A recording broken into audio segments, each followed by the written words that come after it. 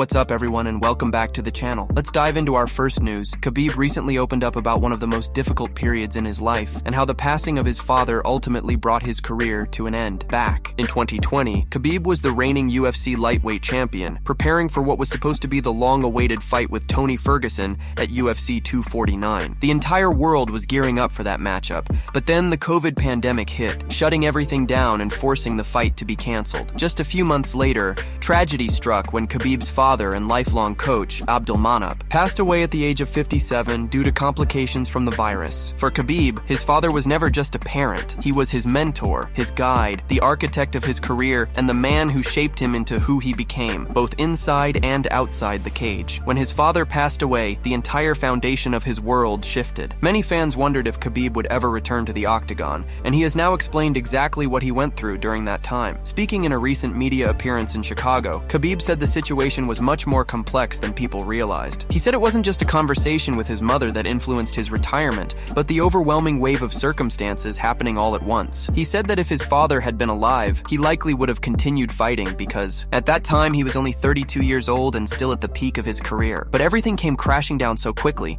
that Khabib barely had time to process any of it. While dealing with his grief, the UFC moved forward, creating an interim title fight between Justin Gaethje and Tony Ferguson. And when they came back, to him, they gave him a month to decide what he was going to do. On one side, the entire world was waiting for him to return and defend his belt. On the other side, he had the promise he made to his mother and the emotional weight of losing the most important person in his life. Ultimately, he chose to honor his mother's wish and fought just one final time, facing Justin Gaethje at UFC 254. After winning the fight, Khabib collapsed in the cage, overwhelmed with grief and relief. He announced his retirement on the spot. Looking back, Khabib said it was one of the hardest moments of his life, but he didn't quit. He endured the pressure, just like his father taught him, explaining that diamonds are formed under the highest pressure. And during that time, he was under more pressure than ever. And before we continue, make sure to leave a like on the video and subscribe to help support the channel. Moving on to another news, Paddy Pimblett is once again stirring the pot and calling out Ilia. In his latest vlog, Paddy made it very clear that he hasn't dropped the idea of eventually facing Ilia inside the octagon. He talked about how this rivalry has been brewing for a long time,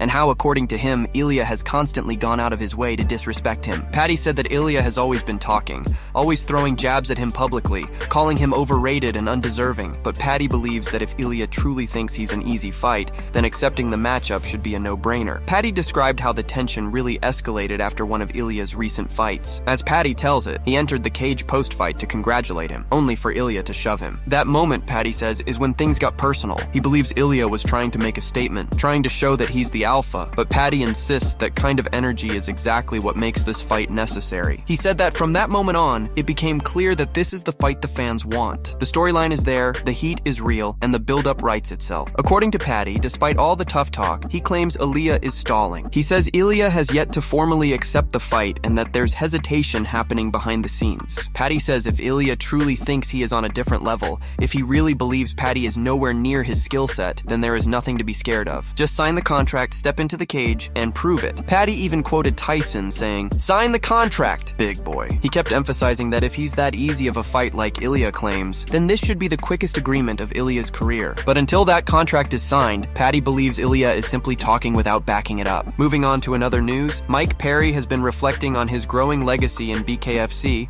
and the challenges that come with being one of the most successful names in bare-knuckle competition. After finishing Jeremy Stephens back in October and extending his undefeated run in BKFC to 6-0, Perry has found himself in an interesting position. He has become the face of the promotion, one of the biggest stars they have, the guy who draws attention and sells pay-per-views. But that same success is making it harder to find opponents who are both high-profile and actually willing to meet him with no gloves on. Perry acknowledged that BKFC has already delivered some big names. He went toe-to-toe with Michael Venom. Page shared the ring with Rockhold, fought Alvarez, and most recently stopped Stephens. These were matchups that brought in viewers and created buzz, but now the list of available opponents with name value is thinning out. And according to Perry, part of the issue is that many fighters simply don't want to fight him under pure bare-knuckle rules. They respect him, sure, but the reality of trading shots without gloves is a different world. Perry mentioned that there are fighters like Nate Diaz, Masvidal, and Darren Till who come to mind when he thinks about dream matchups. He believes Nate and Masvidal both have some history with bare-knuckle style fights and the toughness to match. But in his words, they would rather avoid the pure bare-knuckle aspect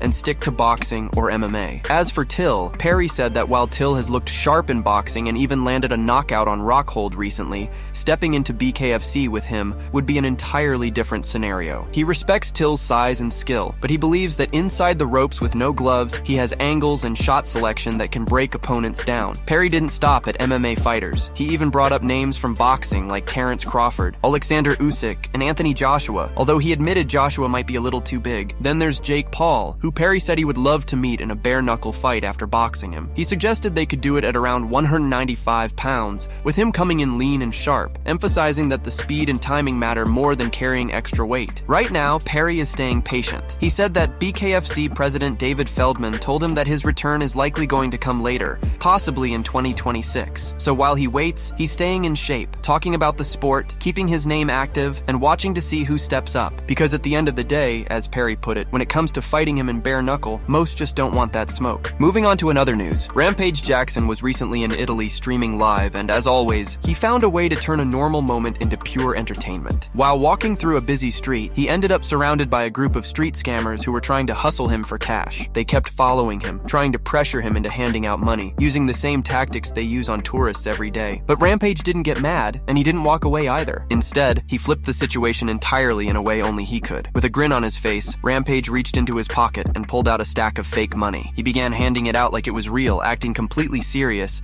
thanking them and nodding like he was being polite. The scammers took it at first, thinking they had scored easy money. Meanwhile, Rampage was laughing under his breath, playing it off so casually that even the people watching live couldn't control their reactions. One of the scammers quickly realized something was off, but by then Rampage was already having fun with it, telling them that if they're going to scam people, they better be ready to be scammed back. He kept repeating that he can't stand scammers, saying that people who try to take advantage of others deserve exactly what they get. He called it hustling the hustlers, scamming the scammers, and he did it all with that same loud, joking energy that fans have always loved from him. In the end, he walked away laughing, leaving the scammers frustrated and confused. It was classic Rampage, unpredictable, playful, and bold, making a point without ever needing to raise his voice or start a problem. Moving on to another news. In a recent episode of Jon and Nick's podcast, the host took time to break down the ongoing conversation surrounding Jon Jones and his long-awaited return. For months, fans, analysts, and fighters have all been asking the same question. When and where will Jon Jones finally step back into the octagon? According to Anik, Jon Jones has been consistently pushing behind the scenes, doing everything he can to compete on the upcoming White House card. The event is already being talked about as one of the most historic nights in combat sports, and Jon Jones wants to be part of it no matter what. Jones has made it clear that his dream opponent would be Alex Pereira. The matchup is fascinating for many reasons. Pereira has proven himself at the highest level in the 205 division, holding gold and knocking out elite competition. But Anik explained that Jon Jones's priority isn't only the opponent. What matters most to Jones is being present for that moment in history, even if it means facing someone other than Pereira. What makes things interesting is that President Donald Trump recently commented publicly, saying he wants to see Conor, Jon Jones, and Bo Nickel all compete on the same White House card. Hearing the President of the United States mention Jon Jones by name, expressing excitement to see him fight again, could potentially shift the direction of matchmaking. Dana White had previously downplayed the chances of Jones fighting at that event, but the landscape now appears to be changing. Meanwhile, Tom Aspinall and Cyril Gane are already set to run it back soon, and Alex Pereira is expected to be sidelined for a few months due to injury. The timing surprisingly lines up perfectly. If Pereira heals and returns in the right window, fans could actually see Jon Jones versus Alex Pereira for the heavyweight or super fight spotlight many have been dreaming about. And if Pereira isn't ready in time, then Jones stepping in against the winner of Aspinall versus Gane becomes the next logical scenario. During the discussion, Anik and Kenny Florian both reflected on the storyline of Jon Jones and Tom Aspinall. Florian pointed out that at one point that fight was close to being reality. Negotiations were happening, numbers were being discussed, but something shifted. According to Anik, Jones verbally agreed to terms and then backed away. Anik suggested that legacy preservation was a key factor. Jon Jones has built one of the greatest resumes in the sport. A loss to Aspinall, or even a risky fight that didn't benefit his status, may have looked like something to avoid. Florian admitted that while he respects the idea of Jones wanting Pereira, he personally was more intrigued by the Aspinall matchup. To him, Jon Jones versus Tom Aspinall was the fight that got away. But now, with the rematch between Aspinall and Gane pushing timelines further, the window for that fight could close completely. In the end, Anik summed it up simply. Jon Jones sees Pereira as a champion who has proved himself, and that's the challenge that appeals to him most. Whether or not it becomes the most exciting fight, it's the one that currently holds the most meaning. Moving on to another news, Luke Rockhold has noticeably changed his tone when it comes to Alex Pereira. During a recent appearance on the Jackson podcast, Rockhold openly admitted that he used to hate on Pereira when they were both competing in the same division. At the time, Rockhold believed Pereira was being streamlined to the top, pushed quickly through the rankings, and given favorable matchups. He felt Pereira lacked the ground game needed to survive against elite, complete fighters. However, Rockhold said watching Pereira's rise, and the way he's handled every challenge, forced him to reevaluate that outlook